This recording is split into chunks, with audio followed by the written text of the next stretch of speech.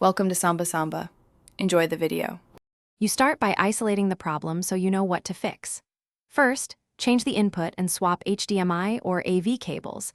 This tells you if the cable or source is at fault. Next, open picture mode and adjust color and tint briefly to see immediate changes. This shows if settings are wrong. Once done, power cycle the TV and the source device. A restart often clears transient software glitches and confirms whether the problem is persistent. Now you perform the detailed diagnostics that reveal root causes.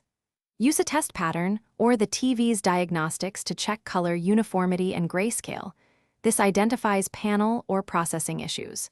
Then adjust hue, saturation, and white balance while watching reference patterns so you understand why each control shifts color accuracy. Make sure firmware is current and switch to custom or expert picture mode so automatic. Finish by confirming whether the problem is hardware or settings. Connect a different source or use a set-top box and another HDMI input. If color returns, replace the faulty cable or port. If issues persist across sources, try an external color calibrator or contact service. Panel or internal board faults require repair.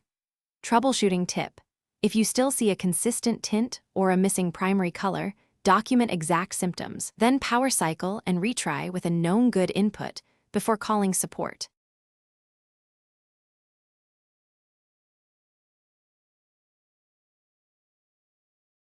Thanks for watching. Consider subscribing if we helped you.